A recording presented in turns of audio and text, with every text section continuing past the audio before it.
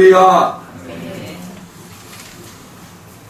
오늘 이 준비된 말씀이 어떤 심령들에게는 정말 나의 말씀이구나. 오늘 하나님이 나에게 위로하시는구나. 하나님이 나의 기도에 응답해 주시는구나. 그런 이 말씀을 전하는 자의 이 말씀이 누군가는 그 말씀을 듣고 하나님께서 나에게 소통해 주시고 라고 우리 깨닫는 그런 성도님들이 아마 있을 거예요. 그분들의 그 기도와 그분들의 그 간절한 그 마음들이 또 하나님의 나라의 그 신령한 복으로 채워지는 이 시간들이 되기를 축원합니다. 아멘. 본문의 말씀 내용은 사도행전에서 3번 나옵니다. 사도행전 9장, 사도행전 22장, 사도행전 26장 3번 반복해서 사도 바울이 이 말씀을 증거하고 있습니다. 왜 이렇게 여러 번 이 기록이 되어 있고 사도 바울은 왜 이러한 체험을 계속해서 이야기하고 있는가? 하나님께서 주신 그 체험을 혼자 알기에 너무 벅찬 거예요.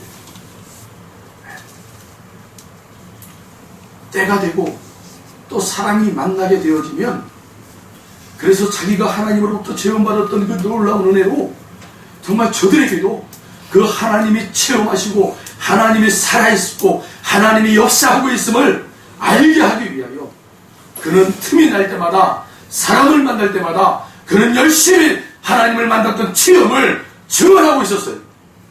여러분, 사도 바울의 이 증언은요 단 한 가지, 하나님이 살아계십니다라는 거예요.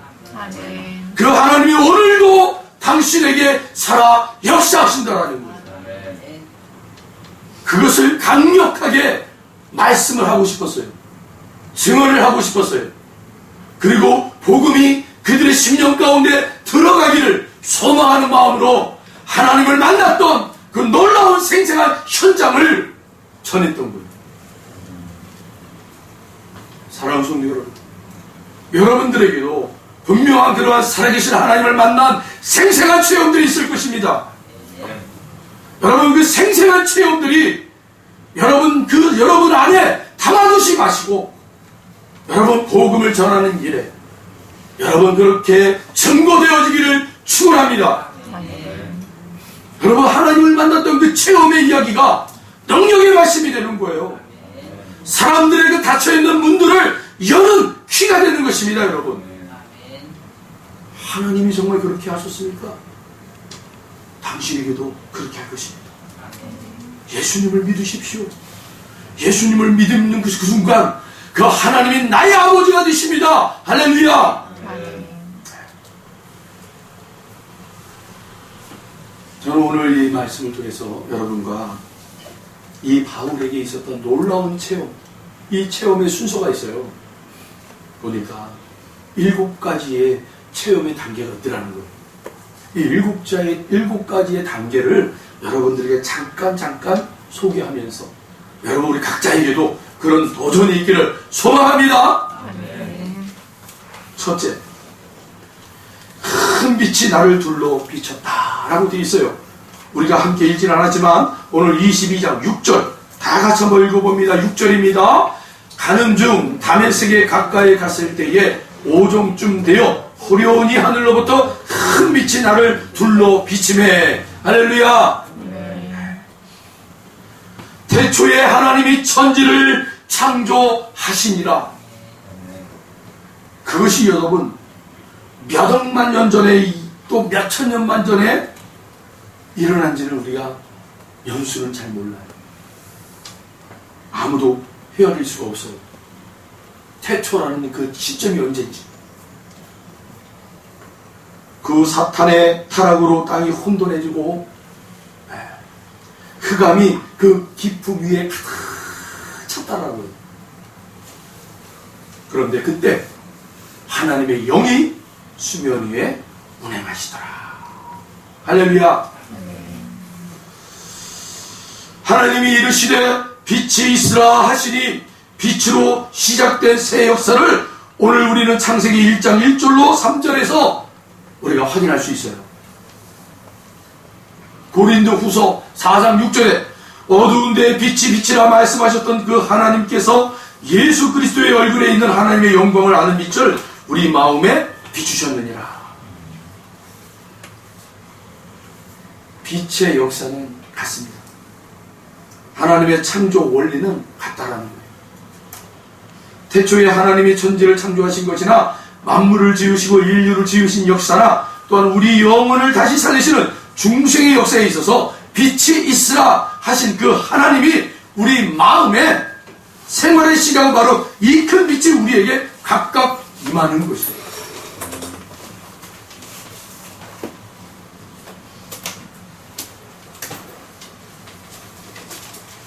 오늘 이 본문 22장 6절 말씀에 다메섹에 가까이 갔을 때에 큰 빛이 나를 둘러 비치네 라고 되어 있어요. 이것은 바울의 간증입니다, 여러분. 바울의 간증.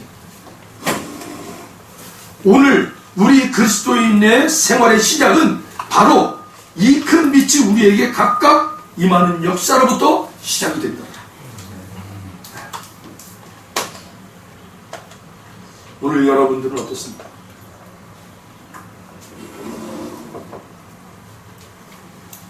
우리가 어둠에 있을 때에 우리에게 한 줄기 빛이 우리에게 내리쳤어요. 그 빛 때문에 우리는 그 어둠에서 빛을 보기 시작했어요. 할렐루야. 이게 우리 성도의 여러분 시작 아닙니까? 둘째, 오늘 내가 땅에 엎드러져 라고 되어 있는데 7절이에요. 7절 같이 한번 읽어봅니다. 내가 땅에 엎드러져 들으니 소울이 있어 이르되 사울아 사울아 내가 왜 나를 박해하느냐 하시거늘. 아멘. 땅에 엎드러졌다고 그랬어요. 땅에 엎드러졌다. 하나님 앞에 부름받아 나설 때 땅에 엎드러진 경험이 없는 분들은 없을 거예요. 다 있어요. 도저히 감당이 안 되는 거죠. 그 빛에 감당이 안 돼요. 엎드러진 내 의의가 꺾여버리고 나의 그런 자존심이 꺾이고 나의 세상에 달려갔던 그런 도전과 모든 것들이 그 주님 그 빛 앞에 꺾여버립니다. 큰 빛이 비추었을 때 사울은 엎드러질 수도 있었고 엎드러지지 않을 수도 있었어요. 여러분 이것이 태초에 예정된 하나님의 부르심 받은 사람들의 모습이라고 저는 생각해요. 성경에 보면 이 큰 빛이 임할 때 엎드러지지 않는 사람과 엎드러진 사람이 있어요. 다윗이 왕으로 있을 때 누구에게도 여러분 도전할 수 없는 그 자리 아닙니까? 왕에게 누가 뭐라고 할 수 있어요? 근데 이 다윗 왕이 잘못을 했어요. 그때 하나님의 사람 나단이 찾아가서는 네가 그럴 수 있느냐? 네가 사람을 다 속였어도 만군의 여호와를 너는 속일 수 없다 하고 그의 죄를 낱낱이 고발합니다. 그때 다윗이 어떻게 해요? 그 왕상의 자리에서 내려와가지고 바닥에 엎드려가지고 하나님 죄송합니다. 하나님 잘못했습니다. 하나님 용서해 주십시오 하고 바짝 엎드려버려요. 다윗은요. 그런데 여러분 신약에 와서 헤롯이라는 왕이 있어요. 헤롯의 왕도 어마어마한 권력을 가지고 있는 사람이에요. 세례 요한이 너 잘못하고 있다. 너 그렇게 나쁜 행동하면 안 된다 라고 지적을 했어요. 어떻게 네의 형수와 결혼을 할 수 있느냐 하고 잘못됨을 지적을 했는데 이 헤롯 왕은 그렇게 지적하는 세례 요한을 저놈을 잡아다가 감옥에 넣어버려라. 그리고 내가 부르면 단칼에 목을 베버려요. 엎드려지지 않아요. 똑같은 여러분 지위와 똑같은 상황에 있을 때 똑같은 선지자가 여러분 와서 하나님의 말씀을 증거할 때 어떤 이는 바짝 엎드려 하나님 앞에 용서를 구하는가 하면 어떤 이는 자기의 권위에 도전했다고 징계해버리는.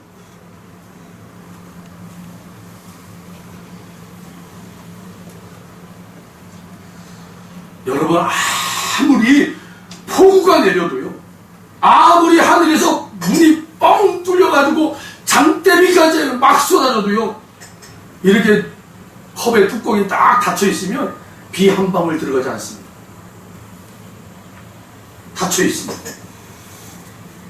그러나 이게 열려있으면 차고 넘쳐버립니다. 할렐루야. 아멘.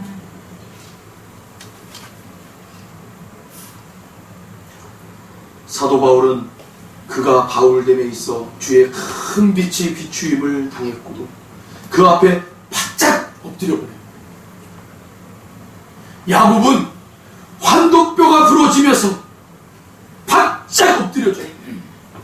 엘리사는 자기의 겉옷을 찢으며 하나님 앞에 바짝 엎드려버려요. 야곱은 이스라엘이라는 큰 축복이 임하기 전에 엘리사에게는 성령의 강한 역사가 그에게 임하기에 앞서서, 그리고 사울이 바울로 되는 과정에서처럼 먼저 환도뼈가 부러지고 겉옷이 찢기며 땅 위에 엎드려진 역사가 나타난다는 거예요.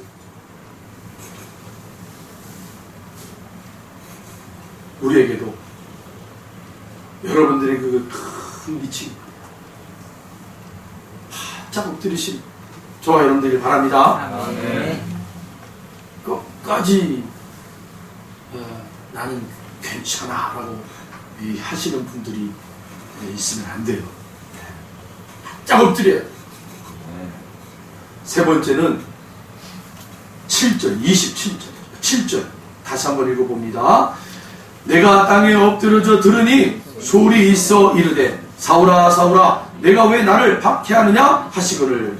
여기 보면 들으니 소리 있어 이르되 라고 되어 있어요. 네.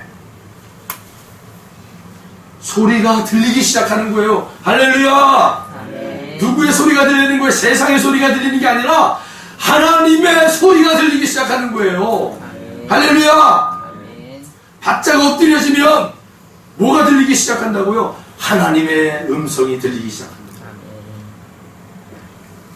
성령이 교회들에게 하시는 말씀을 귀 있는 자는 들을지어다 라고 말씀했잖아요.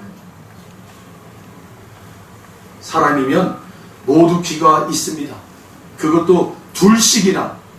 그러나 성경에는 분명히 말씀하시기를 귀 있는 자는 들으라고 하였으니 듣는 귀가 있어야 들리는 것이에요, 여러분. 하나님의 빛이 비추이고 그리고 거기 엎드러진 사람에게라야 귀가 열려지는 거예요. 같은 설교를 들어도 꾸벅꾸벅 조는 사람이 있습니다. 졸음은 못 참아요. 저도 생각해보면 아무리 내가 한 사람이라도 의지가 강해도 졸음 앞에서는요 다 무너져요. 다 무너져요. 네. 졸음이 오면 그냥 편히 주무세요. 편히 주무세요. 그러나 여러분 생각해보세요. 내가 귀가 열리면 졸음이 올 수가 없어요. 그러니까 귀가 졸음이 온다는 내 귀가 지금 닫혀있다. 내 귀가 닫혀있는 내 귀가 하나님의 음성으로 들리는데 어떻게 졸아요? 졸 수가 없는 거예요. 아무리 여러분 잠자는 그런 찬양을 틀어주고 잠자는 그런 어떤 분위기를 만들어줘도요 하나님의 음성이 들리는데 어떻게 자요? 졸 수가 없는 거예요. 조는 게 여러분 기적이에요. 네. 내 귀가 열려져서 하나님의 음성이 들리기 시작했는데 그 순간에 내가 존다? 그게 기적이 됩니다. 졸 수가 없어요. 이 귀가 열린 사람은요, 말씀을 들을 때마다 아멘! 아멘! 할렐루야! 아멘. 왜요? 아멘이 뭐예요? 그 말씀이 내 삶에 그대로 이루어지기를 원합니다! 라는 고백 아닙니까? 그러니까 여러분, 귀가 열린 사람은 그냥 그 말씀이 들릴 때마다 하나님의 음성으로 듣고 아멘! 하나님 말씀하신 대로 내 삶에 이루어지기를 나는 소망합니다. 아멘! 아멘! 할렐루야! 아멘 하는 곳에 성령님이 일하십니다. 아멘. 성령님은요, 예수님의 말씀을 성취하시는 분이세요. 그 하나님의 말씀, 주님의 말씀이 나의 삶에 이루어지기를 나는 소망합니다. 아멘이라고 외칠 때마다 성령님이 그 말씀대로 여러분들의 삶에 이루시고 성취하실 줄로 믿습니다. 아멘. 아멘. 네. 야, 오늘 목사님의 설교, 나에게 주시는 설교, 나의 말씀. 아멘. 아직 우리 성도님들이 훈련이 안 돼서 그렇지, 아마 속으로는 아마 우렁찬 목소리로 아멘! 아멘! 그러니 이게 터져나와요. 아멘! 하고. 넷째, 주님 무엇을 하리이까? 오늘 주제죠. 10절 우리 같이 읽어봅니다. 내가 이르되 주님 무엇을 하리이까? 주께서 이르시되 일어나 다메섹으로 들어가라. 내가 해야 할 모든 것을 거기서 누가 이르리라 하시거늘. 할렐루야. 소리를 들은 후 내게 반응이 있고 행동이 뒤따라야 주의 말씀은 진행되고 주의 은혜는 다져지는 거예요. 사무엘을 부르셨을 때 처음에 사무엘은 대답하지 못했어요. 엘리가 못 들은 하나님의 음성을 어린 사무엘은 들었어요. 은혜의 기회가 왔습니다. 빛이 임했습니다. 그리고 엎드러진 겸손한 자세에서 그는 기다렸지만 더 진행이 되지 않았어요. 내가 움직이지 않으니까 그 이상 하나님의 역사도 일어나지 않고 있더라는 거예요. 내가 움직여야 돼요, 여러분. 주님의 은혜는 우리가 움직일 때 더 진행하십니다. 할렐루야. 말씀하옵소서 주의 종이 듣겠나이다. 이렇게 그가 호응하였을 때 하나님께서 사무엘에게 말씀하시고 역사하신 것을 우리는 알고 있습니다. 주여 내가 무엇을 하리이까? 바울의 반응은 철저한 그의 회개입니다. 그 철저한 회개, 그 철저한 회개가 바로 철저한 신앙의 고백이에요. 그 당시 이 바울은 최고의 학부인 가말리엘 문화에서 공부했고 오늘날 국회의원 사내들의 회원으로서 아주 누구도 넘볼 수 없는 그런 권위를 가지고 있었던 사람이에요. 그리고 그 당시에 로마 시민권이라는 것은요, 세계의 특권을 가지고 있는 사람이에요. 어느 나라를 가도요, 이 로마 시민권만 딱 제시하면요, 그냥 그 로마의 대사가 온 것처럼 받들어 모시는 거예요. 다 다른 나라들이. 그리고 로마 시민권이라는 것이 얼마나 위대한 그 특권인지 몰라요. 이러한 조건들을 다 갖춘 사람이 바로 이 바울이라는 사람이에요. 명문가죠. 바리새인으로서 엄청난 열정을 가지고 하나님의 일을 하는 사람이에요. 그리하여 그 예수 믿는 사람들을 잡기 위해서 그 몇몇의 일행과 함께 떠나지 않습니까? 다메섹으로. 그 다메섹에서 사울아 사울아 주여 누시입니까? 나는 내가 박해하는 예수라. 그 말을 들었을 때 바울이요, 뭐 어째요 당신이 바로 예수라는 거예요? 하고 그냥 붕괴할 수가 있어요. 내가 그렇게 당신을 잡으려고, 당신을 죽이려고 하는데 옳지, 잘 왔다. 잘 왔다. 내가 너를 잡아 죽이고. 이렇게 반응을 했어도 돼요. 그런데 그 음성이 들리니까 바울이 그냥 주저앉았네. 주저앉아. 나는 아무것도 아닙니다. 자신의 모든 학문, 자신이 가지고 있는 모든 배경, 자신이 가지고 있는 모든 특권, 이 모든 것은 다 먼지와 같은 겁니다. 저는 아무 존재가 아닙니다. 주여, 무엇을 하면 되겠습니까? 라고 그렇게 고백합니다.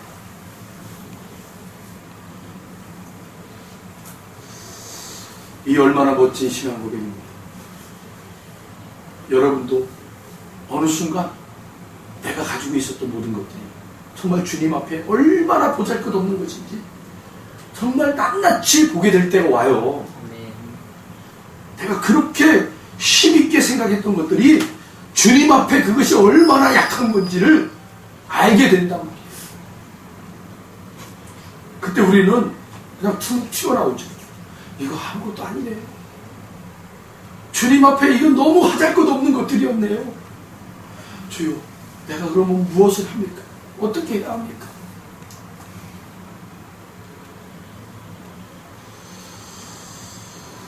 여러분, 그때 우리는 이제는 그 주님의 명령을 하달받아서 우리 그 명령에 순종하여 이제는 하나하나 해나가는 사람들이 되는 거예요. 다섯째, 빛의 광채로 말미암아 볼 수 없게 되었다라고 되어 있어요. 11절 우리 같이 한번 읽어봅니다. 11절 나는 그 빛의 광채로 말미암아 볼 수 없게 되었으므로 나와 함께 있는 사람들의 손에 끌려 다메섹에 들어갔노라. 아멘. 바울은 앞이 캄캄해졌어요.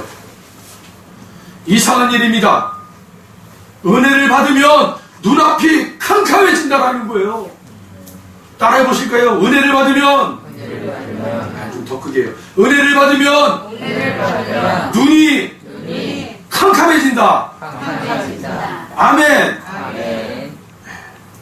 그러면 반대로 죄를 지으면 눈이 밝아진다. 죄를 지으면 눈이 밝아져요.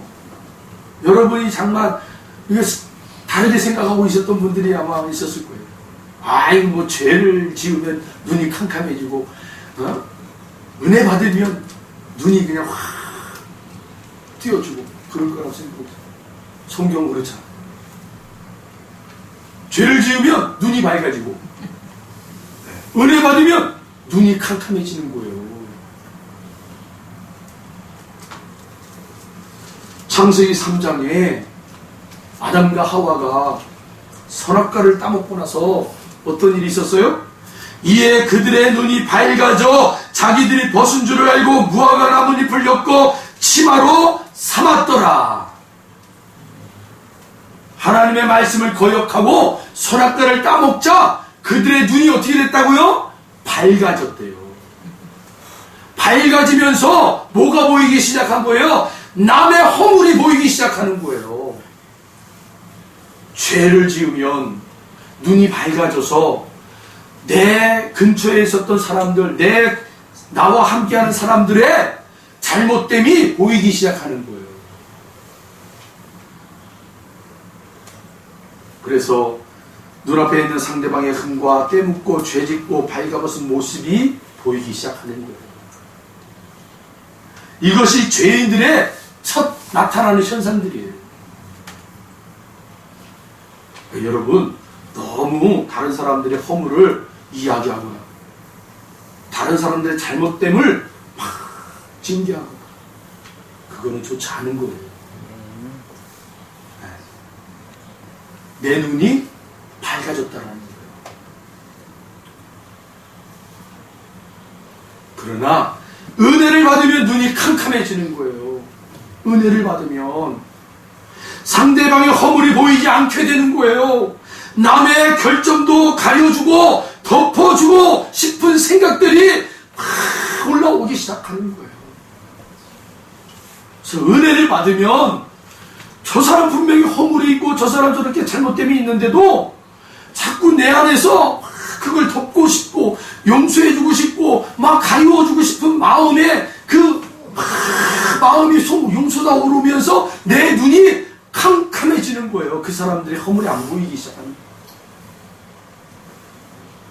그리고 따라해봅시다.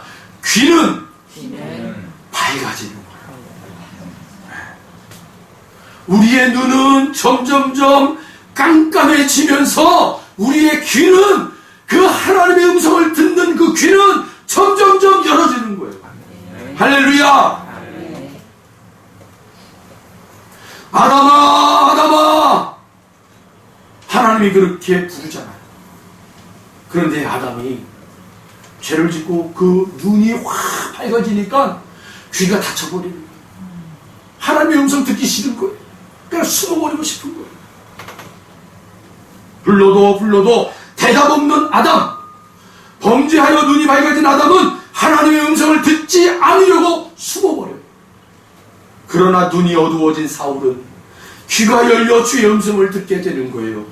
사울아, 사울아. 귀가 번쩍 띄어집니다. 은혜 받는 증거는요, 눈이 어두워지고 귀가 밝아집니다. 할렐루야. 이와 같이 한번 어두워지는 역사는 우리에게 체험되어야 하는 거예요, 여러분. 반드시.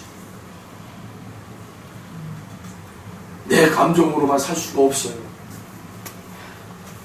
내 감정으로만 살던 내가 이제 십자가에 못 박히고 이제부터는 내 주여 뜻대로 행하시옵소서 아멘. 하는 삶이 시작이 되는 거예요. 변화산의 베드로도 주여 우리가 여기가 좋사오리 라고 고백을 했잖아요.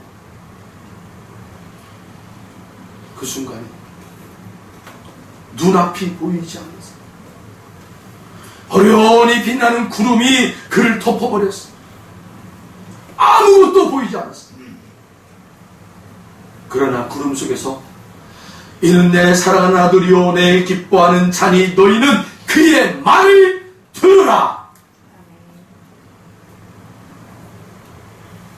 여러분, 은혜는요 우리의 눈을 가려줘요. 그리고 우리의 귀가 더 점점 열어지고 눈이 어두워지고 귀가 열리는 은혜의 체험을 경험하게 됩니다. 여섯째, 우리 13절 같이 한번 읽어봅니다. 13절 내게 와 곁에 서서 말하되 형제 사울아 다시 보라 하거늘 즉시 그를 쳐다보았노라. 형제 사울아 다시 보라. 사울은 사람들의 손에 끌려 다메섹에 들어갔습니다. 그곳에서 경건한 사람으로 모든 유대인들에게 칭찬을 듣는 아나니아라는 사람을 만나게 돼요. 아나니아는 사울에게 안수하여 기도했습니다. 그리고 형제 사울아 다시 보라 라고 선포합니다. 그러자 즉시 사울의 눈에서 비늘 같은 것이 벗겨지고 그는 사물을 다시 볼 수 있게 되었습니다. 이것이 바로 중생의 체험입니다. 아멘. 죽었다가 다시 사는 부활의 체험입니다. 그리스도인의 삶은 주님과 함께 못 박히고 주님과 함께 부활하는 은혜의 체험에서 새 출발하게 되었다. 그리고 삶의 목적이 분명하게 밝혀집니다. 하늘나라의 소망이 명료하게 보이는 것. 어지러운 삶의 가시밭길에도 주님이 나와 함께 계심을 보게 되는 거예요. 엠마오의 두 제자는 부활하신 주님과 함께 길을 걸었지만 깨닫지 못했어요. 그러나 주 예수는 나의 곁에 서 계시는 거예요. 함께 걸어가시는 거예요. 때마다 함께 살아 역사하시는 거예요. 바울은 사자굴에서도 주께서 내 곁에 서서 나에게 힘을 주신다 라고 디모데후서 4장 17절에 고백을 하고 있어요. 소년 다윗이 블레셋의 장군 골리앗 앞에 가서 담대했던 것, 그리고 마르튼 루터가 보름수 회의에서 소환됐을 때 이런 고백을 해요. 가령 지붕 위에 기와장의 수만큼 악마가 있어도 나는 가기를 사양치 않겠노라. 왜 이런 고백들을 합니까? 주님이 나와 함께 한다. 아멘.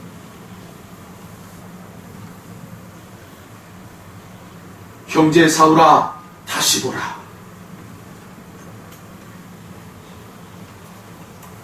세상편에서 육적으로 보는 눈은 어두워지고 영안으로 다시 보는 것입니다. 반모섬의 사도 요한은 육적으로는 귀양살이였으나 다시 눈을 들어서 보았을 때 이렇게 고백합니다. 계시록 1장 17절로 18절 같이 봅니다. 계시록 1장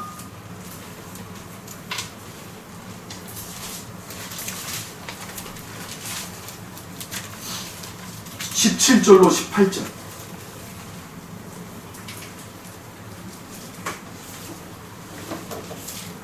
계시록 1장 17절로 우리 18절 다 같이 우리 함께 고백합니다.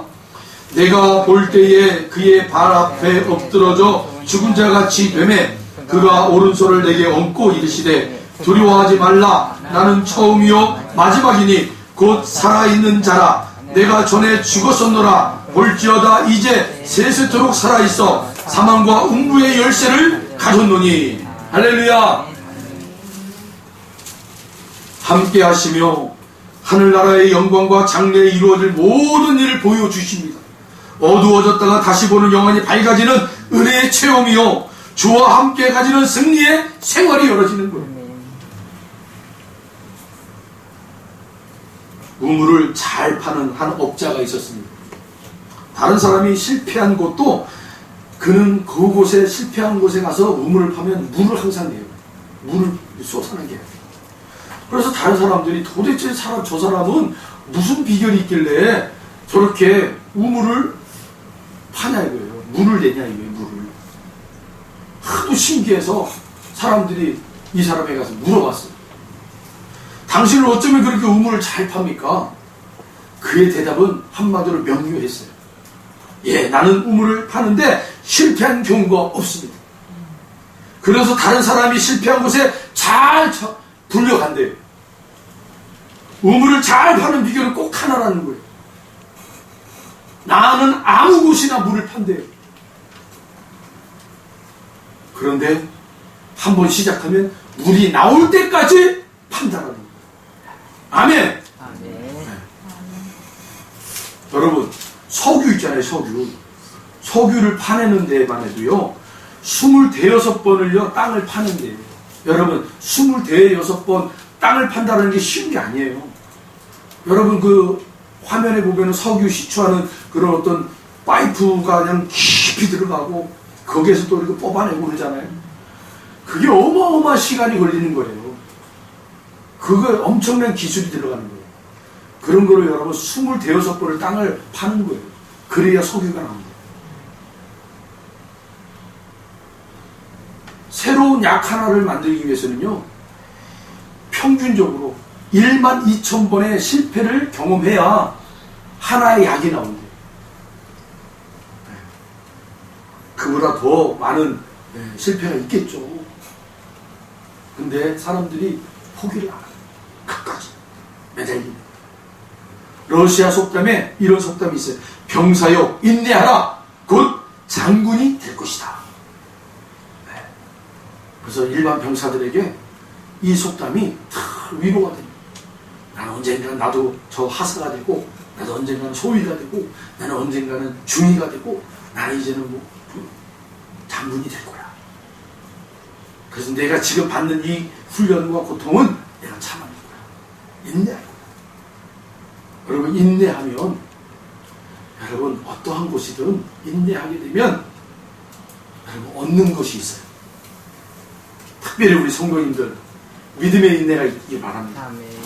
그래서 믿음의 인내 가운데, 믿음의 열매를 여러분이 많이 여러분의 것으로 취하기를 바랍니다. 아멘. 아멘! 아멘. 재밌는 얘기 할게요. 록펠러 아시죠? 석유왕 록펠러. 록펠러의 일화예요.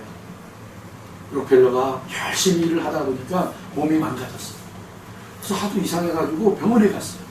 그랬더니 병원에서 종합검진을 한 다음에 며칠 나오세요 하고 딱 갔는데 의사로부터 청천벽력의 이야기를 들어요. 당신이 지금 53세인데 55세에 죽는다. 2년밖에 이제 못 산다.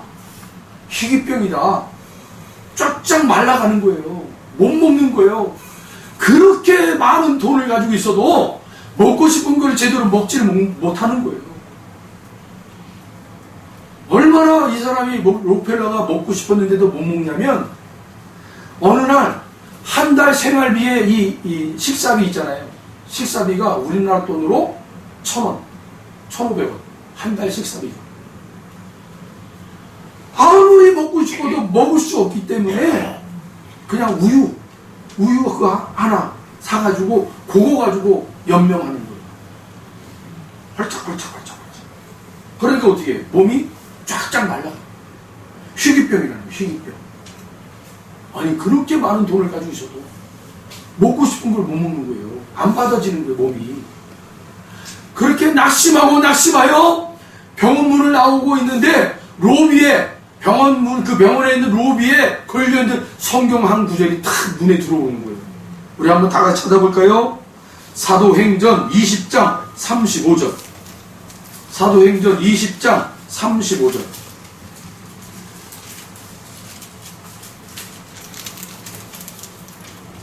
사도행전 20장 35절. 같이 읽어봅니다. 35절. 범사에 여러분에게 모범을 보여준 바와 같이 수고하여야 약한 사람들을 돕고 또 주 예수께서 친히 말씀하시는 바 주는 것이 받는 것보다 복이 있다 하심을 기억하여야 할지니라. 이 성경 말씀이 눈에 확 들어온 거예요. 록펠러의 눈에. 그리고는 주는 것이 받는 것보다 복이 있어? 하고 그 록펠러의 마음 가운데 이 말씀이 확 꽂히는 거예요.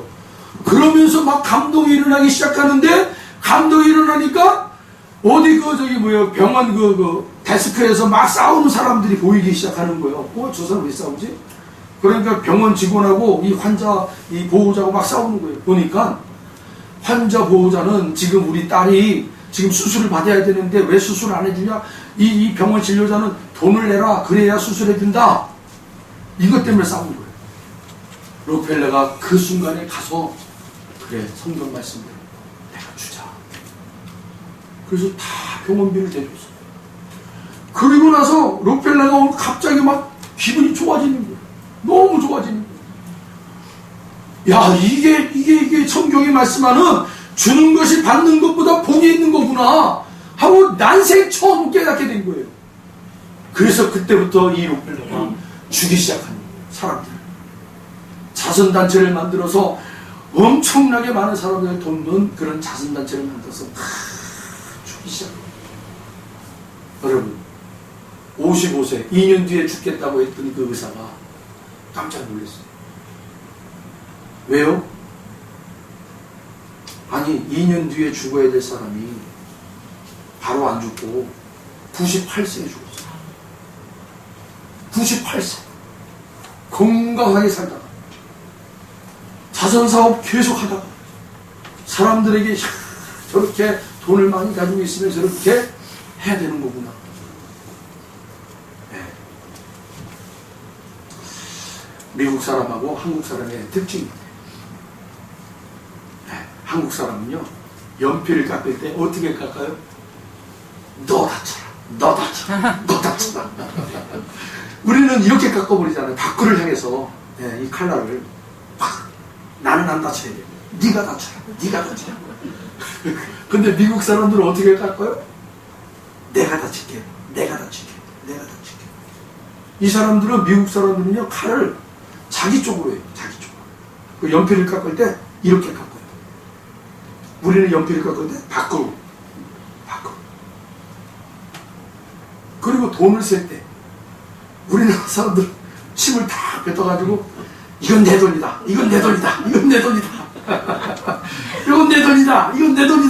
안으로 세잖아요 우리는. 근데 미국 사람들은 이건 너 돈이야. 이건 네 돈이야. 미국 사람들은 이렇게 세요. 바깥으로. 이게 여러분 참 우스갯소리지만 우리가 좀 더 생각해 보면 참 이게 정말 미국 사람들은 하나님의 복을 안 줄래 안 줄 수가 없구나. 정말 그들의 삶의 그 작은 습관조차도 남을 배려하는 그런 습관이더라고요. 이건 네 돈이야. 이건 내 돈이 아니고 이건 너에게 흘러갈 돈이야. 이건 네 돈이야. 이건 내 돈이야. 이건 내 돈이야. 네 돈도 내 돈이야. 막 우리를 끌어당기잖아요. 습관을 좋은 습관을 가져야 돼요. 할렐루야. 아멘. 마지막 7번째. 우리 15절 본문 우리 다 같이 한번 읽어봅니다. 사도행전 22장 우리 15절을 우리 같이 읽어봅니다. 내가 그를 위하여 모든 사람 앞에서 내가 보고 들은 것의 증인이 되리라. 할렐루야. 아멘. 내가 보고 들은 것의 증인이 되리라. 예수님이 사울을 택하고 부르신 뜻이 여기에 있었어요. 은혜 위에 은혜로 채움케 하신 까닭이 있었단 말이에요. 보고 들은 것의 증인이 되라. 증인이 되라. 주께서 이르시되 가라. 이 사람은 내 이름을 이방인과 임금들과 이스라엘 자손들에게 전하기 위하여 택한 나의 그릇이라. 오늘 우리에게도 마찬가지예요. 저와 여러분들에게 하나님이 주신 각자의 체험들이 있을 거예요. 그 체험은 하나님 나에게 이런 놀라운 체험을 주셨네. 나에게 이런 놀라운 은혜를 주셨네. 여러분 그걸로 끝나는 게 아니라니까. 그 체험을 주신 이유는 바로 그 체험을 가지고 나의 증인이 되라는 거예요. 주님의 증인이 되어서 잃어버린 영혼들을 찾는 귀한 구원의 손길이 되라는 거예요. 통로가 되라는 거예요. 할렐루야. 아멘. 우리가 구원받은 이 기쁜 소식을 무엇으로 여러분 세상 사람들에게 전해야 되겠어요? 내가 만난 그 주님의 체험을 통해서 여러분 이 구원의 기쁜 소식을 전해야 될 줄로 믿습니다. 에스겔서 3장 18절에 보면 이런 말씀이 있어요. 악인은 그의 죄악 중에서 죽으려니와 내가 그의 핏값을 네 손에서 찾으리라. 무서운 말씀이에요. 악인들이 우리의 복음을 전하지 못해서 그들이 죽는다면 그 악인은 자신의 죄로 인하여 죽음에 대한 대가를 받을 것이지만 저들의 죽음에 대한 대가를 반드시 너를 통해서 내가 찾겠다. 그러니 우리는 여러분 누구를 만나든지 여러분 복음을 전해야 돼요. 누구든지 복음을 전해서 주님을 사랑하십니까? 주님을 믿으십니까? 그러면 이제는 그 만물을 창조하신 그 하나님이 당신의 아버지가 되십니다. 당신은 그 아버지의 자녀가 되는 거예요. 이제 인생이 바뀔 겁니다. 원망과 불평과 그렇게 쏟아냈던 그의 당신의 인생이 이제는 소망의 인생으로 넘쳐날 것입니다. 여러분 그렇게 당당하게 복음을 전하시길 바랍니다. 아멘. 바울 사도가요. 내가 선한 싸움을 싸우고 난 믿음의 그 길을 달려간다. 우리도 그런 고백이 있길 바랍니다. 아멘. 너는 말씀을 전파하라. 때를 얻든지 못 얻든지 항상 힘쓰라. 우리는 전하면 돼요. 그럼 성령님이 하시는 거예요. 말씀을 정리하겠습니다. 첫째, 큰 빛이 나를 둘러 비추는 거예요. 정말 우리가 알 수 없는 그 빛에 사로잡혀서 그 어둠의 자리에서 다 나오고, 두 번째, 내가 땅에 엎드러지는 은혜가 있는 거예요. 도저히 내 힘으로는 감당이 안 돼요. 세 번째, 들리기 시작하는 거예요. 하나님의 음성이 들리기 시작. 네 번째, 들으니까 이제 내 고백이 나오기 시작합니다. 주여, 무엇을 하기를 원하십니까? 다섯 번째, 빛의 광채로 말미암아 볼 수 있게 되는 거예요. 중생의 역사가 일어납니다. 새로운 그 삶이 열어지기 시작합니다. 여섯째, 형제 사울아 다시 보라. 이제 새로운 우리의 인생의 여정이 열어지기 시작합니다. 이제껏 보지 못했던 것들이 여러분 우리의 가정에서 보이기 시작하고, 이제껏 보지 못했던 우리의 삶의 자리에서 뭔가가 보이기 시작하는 거예요.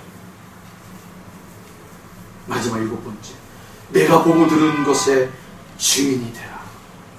우리의 마지막의 모습은 다 예수 그리스도의 증인입니다. 우리 한번 따라해 보실까요? 주여, 내가 무엇을 하리이까? 우리 모두의 고백이, 우리 모두의 고백 속에 주님께서 말씀하십니다. 내 증인이 되라. 기도하겠습니다. 하나님 감사합니다. 우리에게 오늘 이 귀한 말씀을 통하여서 다시 한번